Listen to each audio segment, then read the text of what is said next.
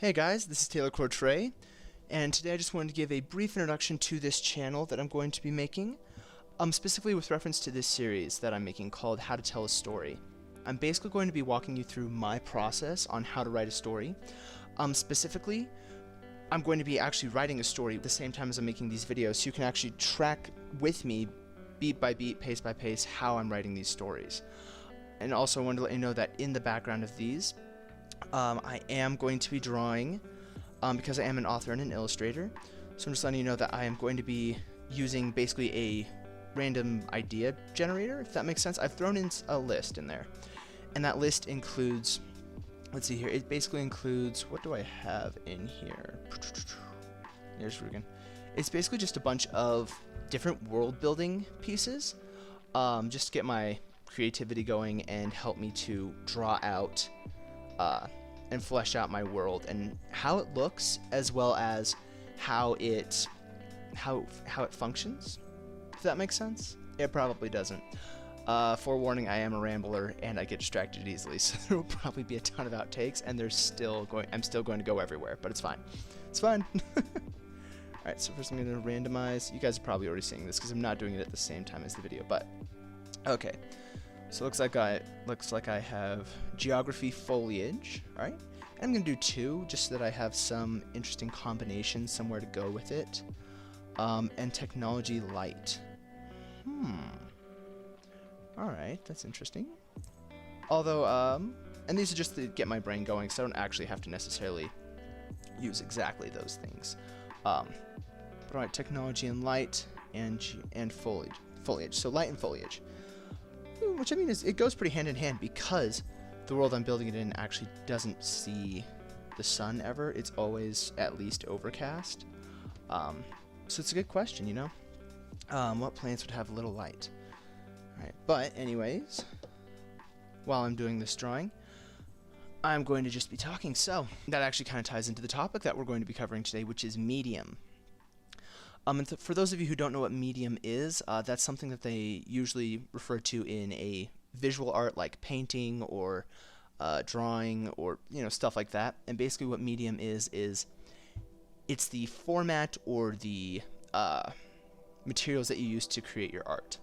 So that can be sculpting and clay, or it can be paint, it can be digital art, or pencil, charcoal, pastels, etc. So the medium that I like to use are illustrated novels, and it's really not that common an area. If any of you know of an author, a current author, I know there were some past ones that used to do it, but if any of you know of a current author that writes illustrated novels, please just tell me in the comments so that I can look them up, because I need some inspiration there, because I really haven't been able to find any at all. But with that said, the reason that I like it, that I like illustrated novels, is that it's the perfect combination of visual storytelling and written storytelling.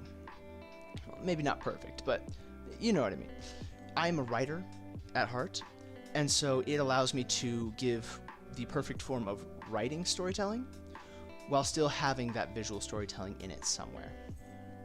And the reason for that is that when I was a kid, like a really little kid, I was reading Lord of the Rings. But it was a pretty dry read, I'm not gonna lie. Especially for a kid that age with ADHD, I could not get my brain to focus that well on it. However, one of the things that really kept me interested was that my parents had this really large copy that was all three of the books, right? All combined into one. And it was illustrated. Every few chapters, or every 50 pages or whatever, there was a painted illustration. And I'll be honest, sometimes I wouldn't be reading the story itself. I would spend hours just staring at these beautiful illustrations that they'd done to go with the story. And the reason I could spend hours looking at them was because I knew there was a story there. I knew there was this story attached to it. If it's just an image online because we get so many images in our modern day through our Instagram feed, through advertising and stuff like that, we can know a nice image in and of itself isn't enough anymore to really captivate us. There has to be something more there. And so when we have a story that we attach that image to, we can stare at that image for hours because we're remembering that story, the characters, the world. You're reliving that story. And so I would just stare at these for hours. I don't actually, I think I finished the first book, at least at that point in time. But I didn't end up finishing the second and the third because, like I said, I was a little ADHD kid and I could not keep my attention span that long. But anyways, I digress. So the method of illustrating that I like the most is technically not illustration. It's more of a concept art style. And so for those of you who aren't familiar with that, concept art is a method that is used for basically an artist will sit down and they'll be given a brief. And that brief basically says, okay, we need an orc who likes to cook and uses a giant cleaver on a stick as a weapon. And then that concept artist will make rough sketches, essentially, of just like 1,000 different ways that this orc could look. Different poses and mannerisms and stuff like that. And basically the idea behind it is that they're trying to find they're not as worried with details yet. They're not trying to make an image that looks like a photograph. They're not trying to make something that's like this huge completed work that's just immaculate. What they're doing is they're trying to convey emotion and character and mood and personality and all this stuff inside of a rough, quickly drawn image.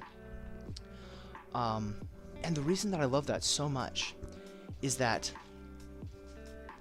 so when you're writing, when I'm writing, I focus on telling the story of a character. The character is everything. If you have a fantastic character, then nothing else matters, essentially. That's not true, but a great character can make up for just about any other failing. That's not saying that the other things aren't important. They are vitally important, but always keep that in mind. Character comes first. But anyway, little anecdote. Moving on. So the reason that I like the concept art style for the environments is that I spend so much time focusing on the characters and on their personal story and thoughts and growth that I oftentimes forget about the setting. Because, let's be honest, describing this setting can get very, very, very bland very fast. Yes, I can throw in little bits and pieces here and there, trying to worm it in naturally, but that takes a lot, and it takes time, and you can only convey a little bit of information with it. And the fact is that the reader is going to develop this idea of what that setting looks like really, really fast. Like, that's one of the things that a lot of authors don't necessarily understand, is that as soon as a character enters a scene, the reader already has an image of what that character looks like. The moment you say, okay, I have this character, Benjamin, and he's sitting on a bench, I don't just have an image of that bench. My brain has to put that bench somewhere. It's already decided that we're in this train station that's huge. I'm on a park bench, and it's sunny, and my character is wearing, a tank top and shorts because it's hot outside. It has already developed all this stuff. And as you keep reading and you get these little pieces of information coming in, it can sometimes get frustrating for your brain because you're like, wait, there's a window there? I didn't know there was a window there. My brain this whole time has been thinking we're in an underground bunker where there's no light except for a little light bulb in the center hanging from the ceiling. Or, it's like, all right, and the character's long, flowing red hair, and you're like, yeah, the character's bald, so I don't know what's going on anymore. It's so frustrating for the reader. It pulls them out of the immersion of the story and away from the character, and it makes you question. I know it seems a little ridiculous, but it makes you question how much you actually know about that character. It distances you from them. And so with the concept art, I'm able to stay as far away from telling the reader what to visualize as possible. And what I mean by that is, let's start with the environments, right? With the setting. I don't want to tell the reader exactly what the room looks like, you know? Okay, yeah, there's a mirror over here, and it's detailed with this design on the outside, and it's got, you know, little gold embellishments, and not only that, but like this is the entire setting. Instead, I like to give a single image that's a seed, that gives the brain a starting point on this aesthetic. Because what the brain looks for is it looks for patterns. If you give it a pattern, it will run with it. So all I do is I give them a pattern of what the rest of this scene is going to look like. And with that concept art style, I'm portraying mood, and I'm portraying emotion and personality and aesthetic without telling the reader this is what everything looks like. And so perhaps perhaps in this, what's it called? Gothic? Let's not use that example. Let's say I'm in this Victorian age palace, right? I don't want to give this grand tour of the palace with the characters the characters in the scene.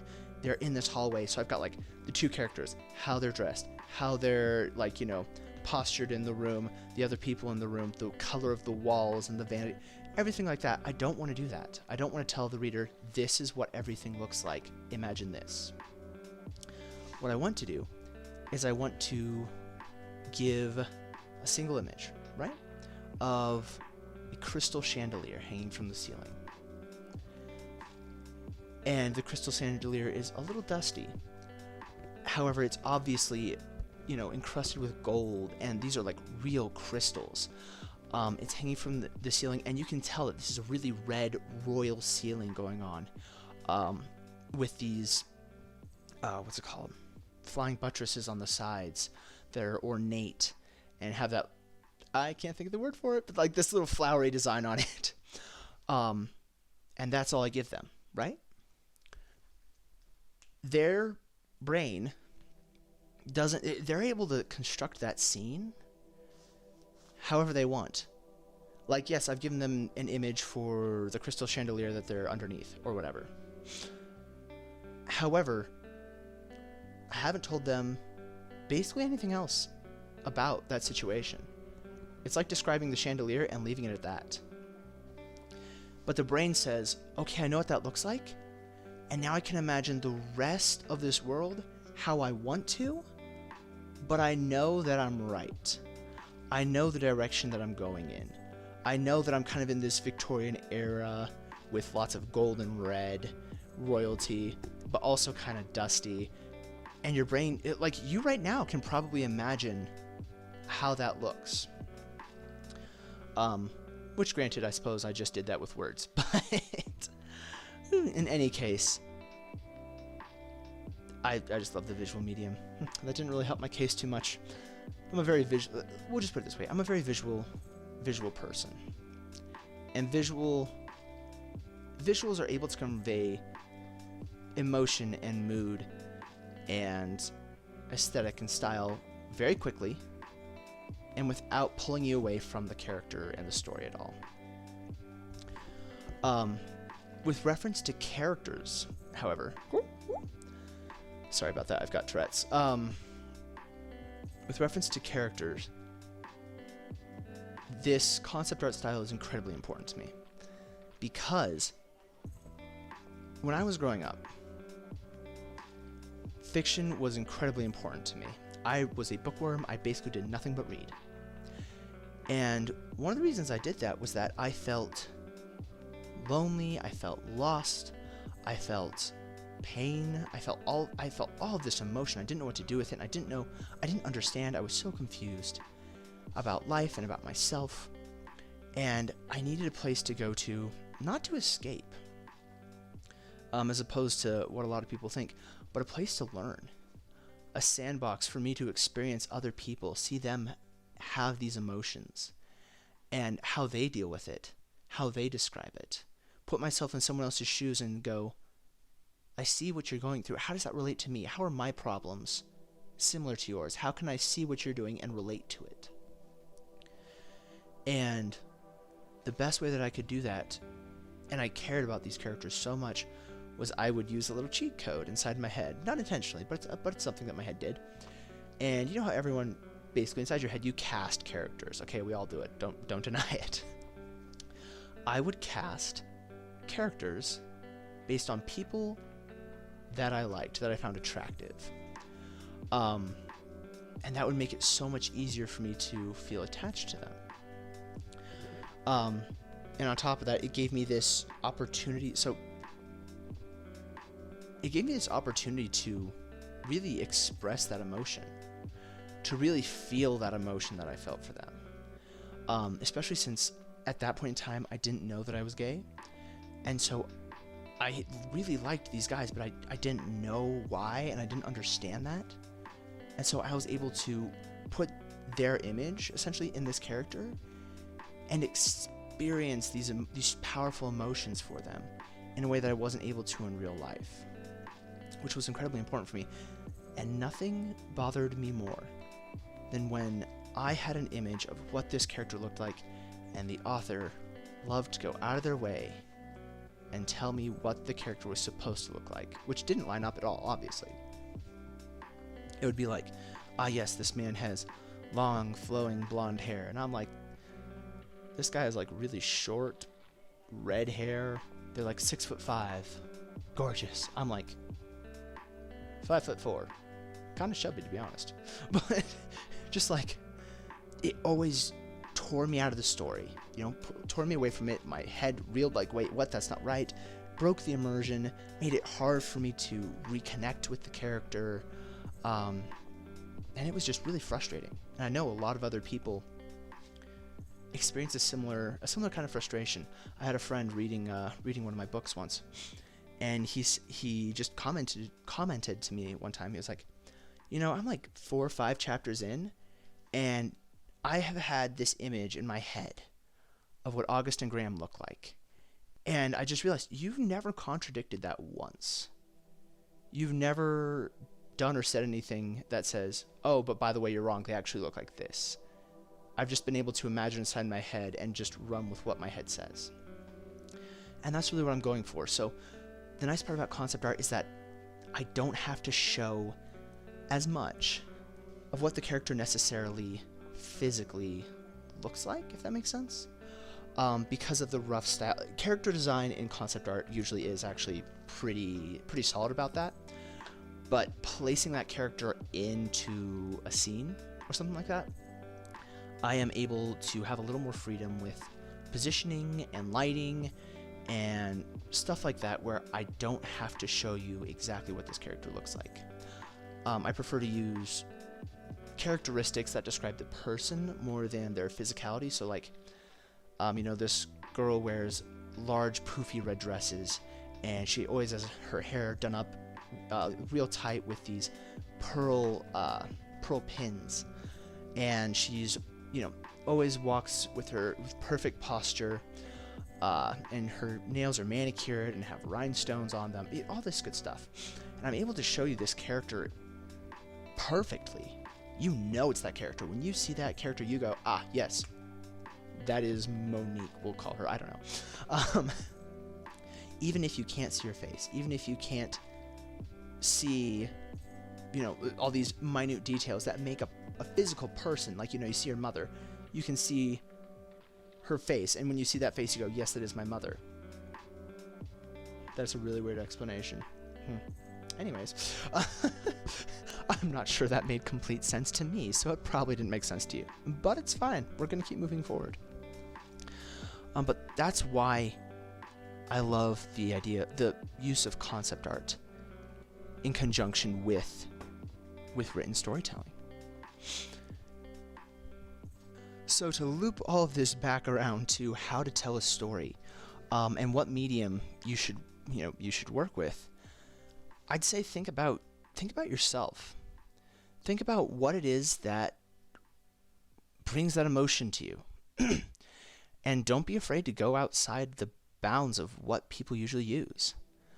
If music is a really important, powerful emotion to you in your storytelling, maybe consider an audiobook style. you know, where, you know, you have someone, maybe yourself, maybe a friend, reading your story, and then you can have music playing in the background. If you wrote that music, if you played that music, obviously make sure royalties and everything like that, but use whatever it is that makes you feel the story and run with it. Don't I can't emphasize this enough. Don't be held back by what other people are having success with. Other people are having success in areas that they feel emotion for. And if you just try and work off of what other people feel emotion for, you'll never be as good as them. You'll always fall short. Work on what makes you feel like your heart's going to implode when the character dies. Because if that's how you feel when you see it, read it, hear it, etc., that's how your reader is going to feel. If that's strong, they're going to have a strong reaction to it. If it's weak, they're going to have a weak reaction to it. For a perfect rule of thumb, if you're bored, if you're not feeling it, they're not feeling it either. So always run with you and not for someone else. Alright, I think that's about it for this video. If you'd like to subscribe, I am posting videos every Sunday. So if you'd like to see those, if you'd like to get notified, just go ahead and subscribe. If you have any comments, I would really love to hear them, especially any ideas of what you like to do in your storytelling. Again, if you know anyone that illustrates novels, because I really can't think of any besides like old people like J.R.R. Tolkien and why do I feel like that's wrong? Anyways, but yeah, just let me know in the comments what it is that makes you feel stories. Do you feel emotion and story from music, from reading, from visual things like animation? Let me know, and let me know why, because I love to see what other people are passionate about. And then you can also look around and see what other people are, what they're saying, and what their ideas are, and maybe some of that will resonate with you. But anyways, I'll see you all next week in my video about story formatting. Have a good one.